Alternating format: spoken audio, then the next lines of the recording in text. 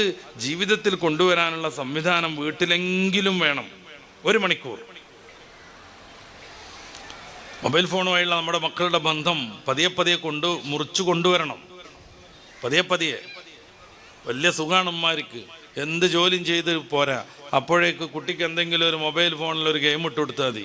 2 വയസ്സുള്ള കുട്ടിയും 3 വയസ്സുള്ള കുട്ടിയും 2 മണിക്കൂറോ 4 മണിക്കൂറോ വെള്ളം കുടിച്ചില്ലെങ്കിലും ഭക്ഷണം കഴിച്ചില്ലെങ്കിലും അയിമ ഇരുന്നോളും. പക്ഷേ കുട്ടിയുടെ ആരോഗ്യം നശിക്കുന്നു, കണ്ണ് നശിക്കുന്നു, തലച്ചോറ് നശിക്കുന്നു, തലച്ചോറിൻ്റെ വളർച്ച മുരടിക്കുന്നു. 13 വയസ്സ് വരെ നമ്മുടെ മനുഷ്യക്കുട്ടിയുടെ തലച്ചോറ് വികസിച്ചുകൊണ്ടേയിരിക്കും.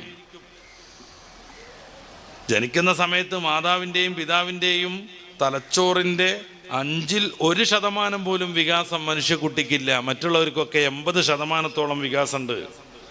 അതുകൊണ്ടാണ് ആടുംകുട്ടി പ്രസവിച്ച് മണിക്കൂർ കഴിയുമ്പോഴേക്കും മെല്ലെ എഴുന്നേറ്റ് ഉമ്മയാടിൻ്റെ പാല് കുടിക്കണത്, പിറ്റേന്ന് കുഞ്ഞു പുല്ലുകളൊക്കെ തിന്നു തുടങ്ങണത്. അന്ന് വൈകിട്ട് തന്നെ നമ്മുടെ മക്കളോടൊപ്പം ഓടിക്കളിക്കാൻ മുന്നിൽ നിൽക്കുന്നത്. മനുഷ്യക്കുട്ടി അങ്ങനെയല്ല. മനുഷ്യക്കുട്ടി അങ്ങനെയല്ല. ഒരു ജനിച്ച കുട്ടിയെ ഉമ്മ സംരക്ഷിക്കണില്ലെങ്കിൽ കുട്ടി മരിച്ചു പോവും. 2 വയസ്സ് വരെ പാൽ കൊടുത്തൊരു ഉമ്മ ഇനി നീ അതിൻ്റെ പാടായി എന്നും പറഞ്ഞ് അവഗണിച്ചാൽ ആ കുട്ടി മരിച്ചു പോവും. അതിന് ജീവിക്കാൻ കഴിയില്ല. വല്യമ്മ നോക്കൂലേ എന്ന് പറയരുത്.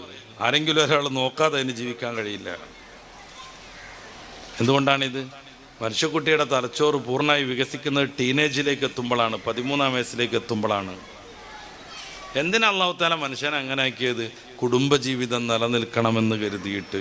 സൂറത്തുർ റൂമിൻ്റെ 20 മുതൽ 25 വരെയുള്ള 6 ആയത്തുകൾ തുടങ്ങുന്നത് ഒമിന്നായാത്തിഹി എന്നും പറഞ്ഞിട്ടാണ്. ഖുർആനിൽ 6 ആയത്ത് ഒരുപോലെ തുടങ്ങുന്നത് അവിടെ മാത്രമേ ഉള്ളൂ.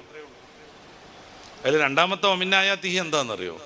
നമുക്ക് നമ്മളിൽ നിന്ന് ഇണകളെ പടച്ച് തന്നത് റബ്ബിൻ്റെ വലിയ ദൃഷ്ടാന്തമാകുന്നു എന്നാണ്. എന്താ നമുക്ക് നമ്മളിൽ നിന്ന് ഇണകൾ? മറ്റു ജന്തുക്കൾക്കും അങ്ങനെയാണ്. പൂച്ചൻ്റെ ഇണ പൂച്ച തന്നെയാണ്, പട്ടിയുടെ ഇണ പട്ടി തന്നെയാണ്. പിന്നെന്താ നമുക്ക് മാത്രം പ്രത്യേകത? മാതാവും കുട്ടിയും തമ്മിൽ അഭേദ്യമായ ബന്ധമുണ്ട്. ഈ മാതാവ് ആവണം കുട്ടിയെ സംരക്ഷിച്ചു വളർത്തേണ്ടത്. മാതാവിൻ്റെ സാന്നിധ്യം കുട്ടിക്ക് എപ്പോഴും ആവശ്യമുണ്ട്. അതുകൊണ്ട് മാതാവ് വീട്ടിലിരിക്കണം, കുട്ടിയെ നോക്കണം, സംരക്ഷിക്കണം.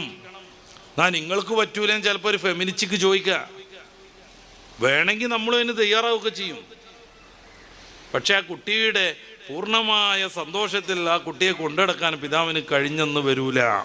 പിതാവിന് പാലെടുക്കാൻ കഴിയില്ല, പിതാവിന് താരാട്ട് കെട്ടാൻ കഴിയില്ല. നമ്മളൊക്കെ ഉറക്കത്തിലൊക്കെ പെട്ടെന്ന് എണീറ്റ് ഒരു കുട്ടീനെ എടുത്തിട്ട്